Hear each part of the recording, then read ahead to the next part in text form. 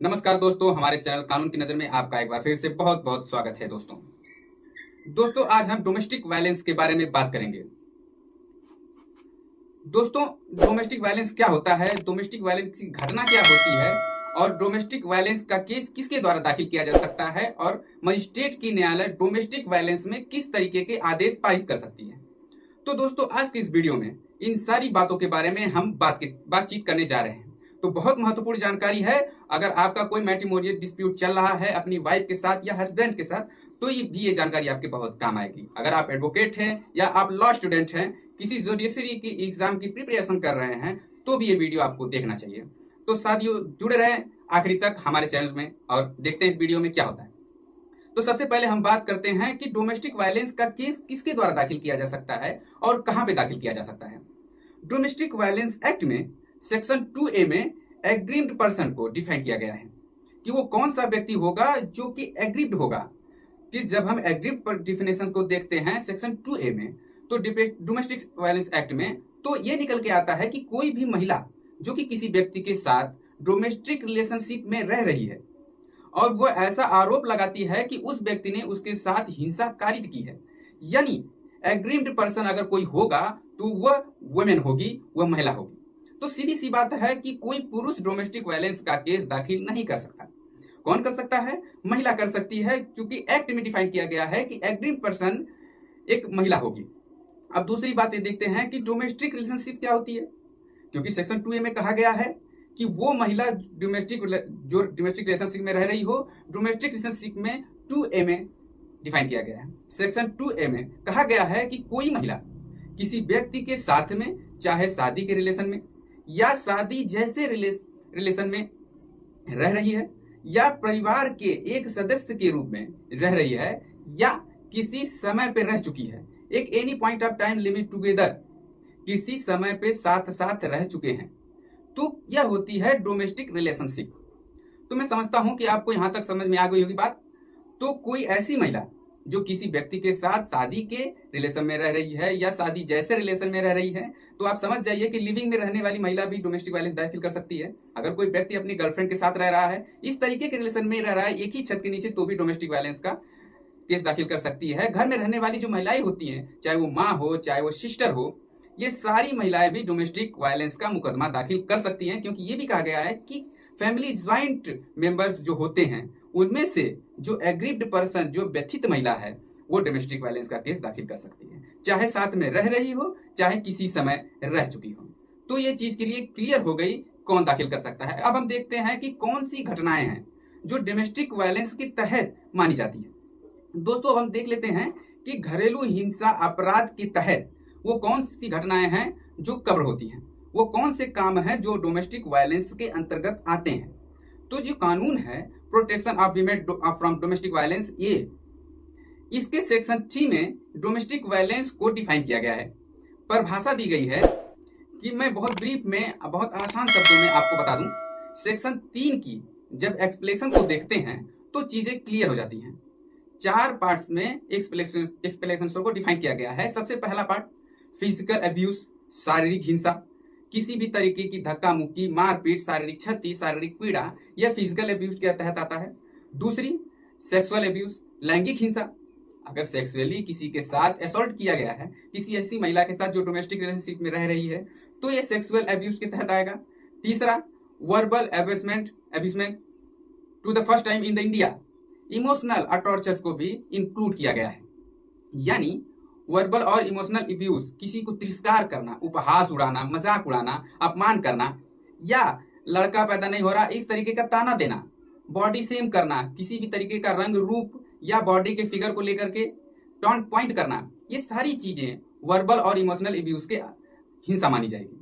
चौथी चीज economic abuse, आर्थिक हिंसा, जिसके प्रति हमारी जिम्मेदारी है, वाइफ के साथ या ऐसे रिलेशन में रह रहे हैं हम जो पति पत्नी के नेचर का है, या हमारी माँ हो गई, सिस्टर हो गई, या उनके साथ हमारी कोई ऐसी इस तरीके की आर्थिक जिम्मेदारी है और उसको हम पालन नहीं कर रहे हैं, तो ये होगी इकोनॉमिक अब्यूज, यानी आर्थिक हिंसा। तो ऐसे तरीके की हिंसा अगर कोई व्यक्ति किसी महिला के साथ करता है जो डोमेस्टिक रिलेशनशिप में रह चुकी है या रह रही है, तो यह घरेलू हिंसा कहा जाएगा सेक्शन 3 डोमेस्टिक वायलेंस का जो कानून है उसके अंतर्गत। दोस्तों मैं समझता हूं कि यहां तक आपको समझ आई होगी कि वो कौन सी घटनाएं हैं जो डोमेस्टिक वायलेंस के तहत कवर होती है। अब साथियों देखते हैं कि डोमेस्टिक वायलेंस का जो केस होता है वो दाखिल कहाँ पे किया जाता है, और मजिस्ट्रेट के न्यायालय में, वो न्यायालय जिसमें दाखिल किया जाता है, किस तरीके के और कितने तरीके के आदेश पारित कर सकते हैं। तो साथियों आपको देखने को बहुत सी ऐसी वीडियो मिल जाएंगी जिसमें आपको बताया गया होगा कि 4-5 तरीकों के मुकदमों का रिलीफ हम एक ही तरीके में पा सकते हैं। ये वही कानून है डोमेस्टिक वायलेंस एक्ट। यहाँ भी मैं आपको बताता हूँ आगे कि कौन कौन से रिलीफ हैं। एक्ट के सेक्शन 18 से लेकर 23 तक डिफरेंस टाइप के रिलीफ की हम डिमांड कर सकते हैं डोमेस्टिक वायलेंस के केस में। सेक्शन 18 प्रोटेक्शन ऑर्डर की बात करता है संरक्षण आदेश, किसी भी तरीके की हिंसा से संरक्षित करना, चाहे वो किसी भी तरीके का अब्यूज हो जो एक्सप्लेनेशन 1 से लेकर 4 तक दिया गया है। Physical, emotional, verbal, economical, sexual, किसी भी तरीके का अब्यूज हो उससे प्रोटेक्ट करता है। सेक्शन 19 के तहत रेजिडेंस ऑर्डर, महिला को निवास का अधिकार देने का आदेश न्यायालय के द्वारा पारित किया जा सकता है, भले ही उस महिला का उस घर में कानूनी अधिकार हो या ना हो। अगर वहां पे विदा होकर गई है तो वहां पे निवास का अधिकार पारित किया जा सकता है। तीसरा सेक्शन 20 मॉनेटरी रिलीफ, जिसको मेंटेनेंस कहते हैं, भरण पोषण का अधिकार, तमाम तरीके के खर्चे जिसमें एजुकेशन, चिकित्सा, रहना, खाना पीना, ये सारी चीजें सम्मिलित हैं, सेक्शन 20 के तहत पारित किया जा सकता है। सेक्शन 21 कस्टडी ऑर्डर, अगर हस्बैंड ने बच्चे को छीन लिया है या ससुराल वाले बच्चों को छीन लिया तो महिला अपने बच्चे की कस्टडी लेने के लिए कस्टडी ऑर्डर भी मांग सकती है इस डोमेस्टिक वायलेंस एक्ट के तहत। सेक्शन 22 कंपनसेशन ऑर्डर, क्षतिपूर्ति का आदेश, अगर घरेलू हिंसा कारित की गई है महिला के साथ तो कोर्ट कंपनसेशन का ऑर्डर कर सकती है क्षतिपूर्ति का। क्वांटम ऑफ क्षतिपूर्ति क्या होगा ये केस टू केस डिफर करता है। ऐसा मैंने कहा था 5 तरीके से रिलीफ इसमें लिए जा सकते हैं। तो मॉनिटरी रिलीफ यानी मेंटेनेंस लिया जा सकता है, मेंटेनेंस का अलग मुकदमा करने की जरूरत नहीं है। कस्टडी ऑर्डर, बच्चे को अगर कस्टडी लेना है तो इसी एक्ट के तहत कस्टडी भी ली जा सकती है, गार्जियन वास का एक्ट अलग से दाखिल करने की जरूरत नहीं है। रेजिडेंस ऑर्डर, घर से ना निकाला जाए, घर में वापस रखा जाए, इस तरीके का कोई ऑर्डर चाहिए तो सिविल सूट की जरूरत नहीं है, डोमेस्टिक वायलेंस में ही इस तरीके का ऑर्डर मांगा जा सकता है।